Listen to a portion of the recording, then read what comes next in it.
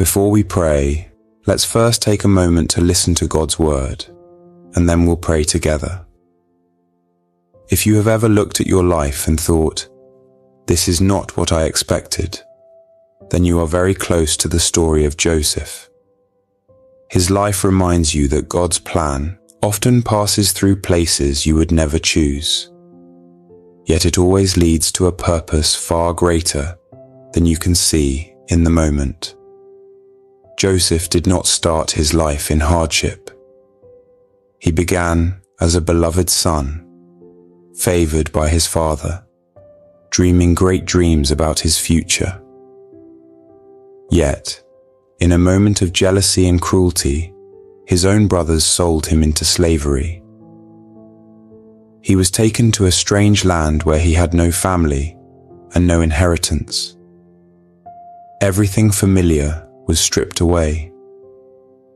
But even in that painful place, Joseph chose to believe that God had not lost control. In Egypt, Joseph served his master faithfully. He worked with integrity because the fear of God was in his heart. He did not let his circumstance define his character. He did not allow betrayal to poison his faith, and God was with him there. But just when it seemed things were becoming stable, another blow came. He was falsely accused by Potiphar's wife and thrown into prison. From the outside, it looked like Joseph's life kept moving from bad to worse. Yet God was preparing him. Many times, you may also feel pushed out of your comfort zone. You might find yourself in a season where there is no one to support you, no familiar face to comfort you, and no clear path in front of you. In those moments, you may question, is God still working on this? Joseph's life gives you a clear answer. Yes. God is still at work, even when everything looks like it is falling apart. That difficulty, that delay, that disappointment might be a part of the process that shapes your character and positions you for what is coming next. You do not see the full picture yet, but God does. In Isaiah 55, verses 8 to 9, it is written, "For my thoughts are not your thoughts, neither are your ways my ways, declares the Lord. As the heavens are higher than the earth, so are my ways higher than your ways, and my thoughts than your thoughts." You are reminded here that God's way of working is often very different from what you would choose. Joseph's path to the palace went through a pit, through slavery, and through prison. None of those places looked like promotion, but every one of them was part of his preparation. His steps were ordered, even the painful ones. In the end, he could say in Genesis 50, verse 20, "You meant evil against me, but God meant it for good." In the same way, your steps are not random. Psalm 37, verse 23 tells you, "The steps of a good man are ordered by the Lord, and he delights in his way." This means that God is present, guiding, correcting, strengthening, and using even the things that hurt to accomplish something greater. 1 Peter 4, verses 12 to 13 says, "Beloved, do not think it strange concerning the fiery trial which is to try you, as though some strange thing happened to you, but rejoice to the extent that you partake of Christ's sufferings, that when his glory is revealed, you may also be glad with exceeding joy. So when you face trials, do not see them as proof that God has turned away from you. Do not measure his love by how comfortable your life feels. Trials do not cancel God's love. They become the setting where his faithfulness is revealed. What you must guard your heart against is the lie that says, if God loved me, this would not be happening. His love is not unstable. His love is not fragile. His love is constant and eternal. Romans 8, verse 28 reminds you, and we know that in all things God works for the good of those who love him, who have been called according to his purpose. This does not mean all things are good, but it does mean God can take all things, even the worst, and work them together for good. Later in the same chapter, you are told that nothing can separate you from this love, not trouble, not hardship, not persecution. God's love holds you in every season. Joseph's story ends with restoration, promotion, and reconciliation. But it did not start there. Between the promise and the fulfillment, there were years of questions, tears, waiting, and obedience. In the same way, you may be in the middle part of your story, where things do not yet make sense. Do not give up there. Do not walk away from God there. He has not finished with you. In 2 Corinthians 4, verses 17 to 18, you are encouraged with these words. For our light and momentary affliction is working for us a far more exceeding and eternal weight of glory, while we do not look at the things which are seen, but at the things which are not seen. For the things which are seen are temporary, but the things which are not seen are eternal. What you see now is temporary. What God is building in you is eternal. So, beloved, remember this.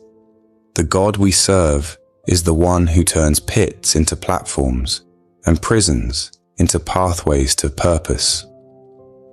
He takes what the enemy meant for harm and transforms it into testimony. He turns threats into triumph and despair into joy. Your part is to trust him, to keep walking with him, to hold on to his promises even when you do not yet see the outcome.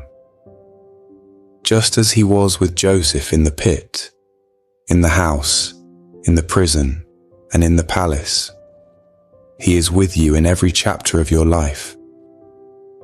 And in his time, you will look back and see that he was working all along. Now let's take a moment to pray together.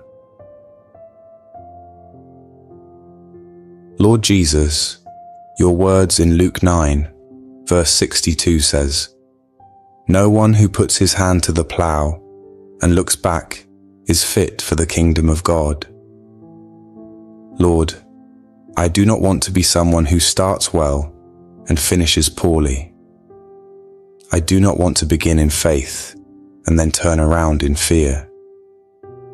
Please help me keep my eyes on you, even when my feelings change, even when my circumstances do not make sense, even when the road becomes lonely or slow. Father, I confess that sometimes I am tempted to look back. Sometimes I miss what was familiar, even if it was unhealthy. Sometimes I remember old habits, old patterns, and my mind starts to wonder if following you is worth the cost. Forgive me for every moment I have doubted your goodness. Forgive me for every time I questioned your love, because life felt difficult. Teach me to trust your heart when I cannot understand your ways. Give me grace to keep moving forward day by day without comparing my journey to someone else's. Lord Jesus, today I surrender myself to you again. You can have my life. You can have my hands and what I do. You can have my mind and what I think about. You can have my words and what I speak. You can have my future and what I am building. I belong to you. Please cut off every tie that pulls me toward this world in a way that weakens my devotion. Break every connection to my past that still tries to define me. Heal what needs healing, and remove what needs removing. Where there is confusion, bring clarity. Where there is divided loyalty, bring holiness. Where there is secret compromise, bring light and freedom. Holy Spirit, help me surrender without holding anything back. I do not want to love your gifts more than I love you. I do not want to chase blessings and forget the blesser. I do not want to cling to the healing and forget the healer. I choose you, Lord Jesus, over every outcome I desire. Even if my prayers take time to unfold, I still want you. Even if the answer looks different than I expected, I still want you.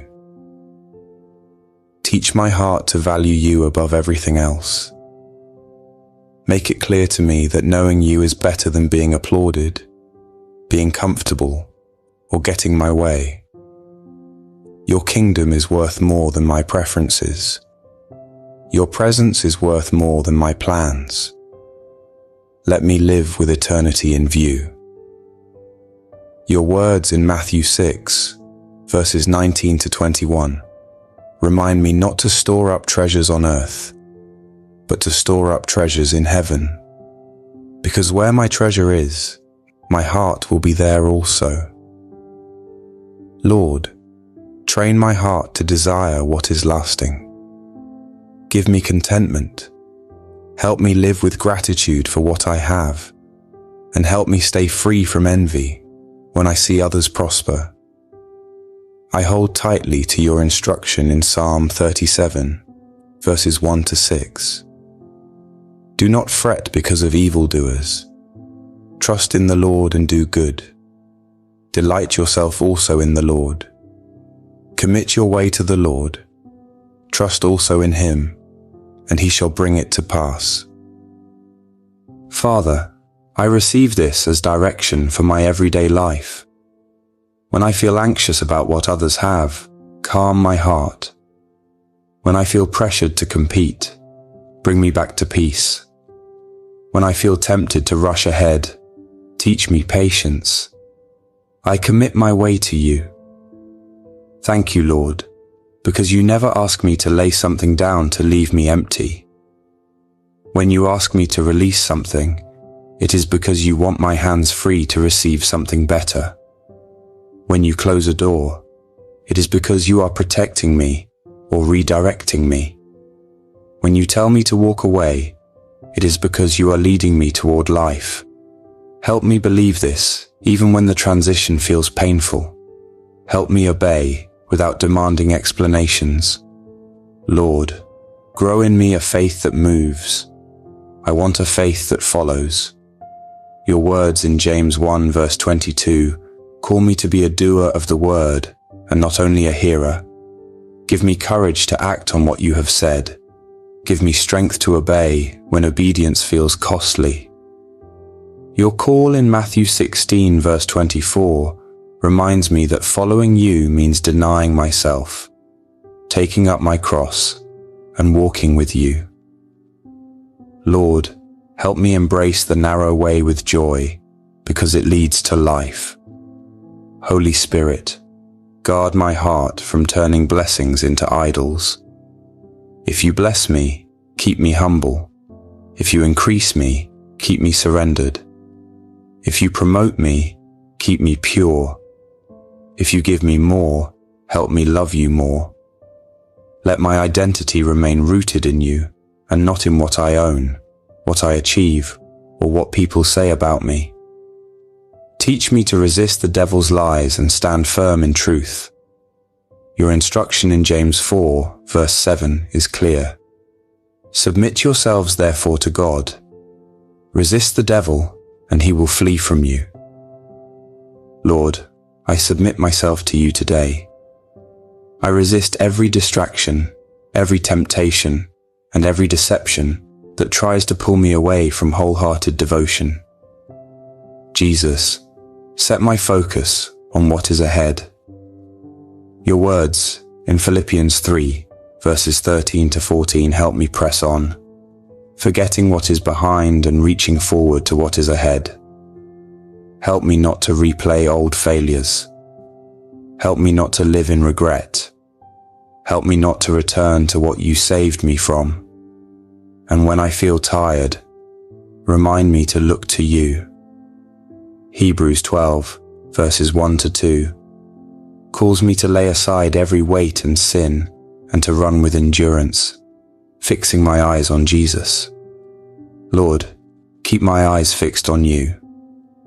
I ask for the help of the Holy Spirit right now. Keep my love for you pure. Keep my heart loyal to the King. Keep my soul faithful to the giver, not to gifts. Let my life bring you honor in private and in public. Let my choices reflect that you are my greatest treasure. Lord Jesus, I bless your holy name. Thank you for receiving me again. In the mighty name of Jesus, I pray. Amen.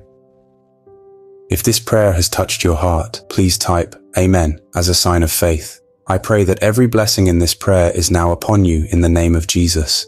And if you need a special prayer, feel free to let us know in the comments. We would be honored to pray for you. May the grace and peace of our Lord Jesus Christ be with you always.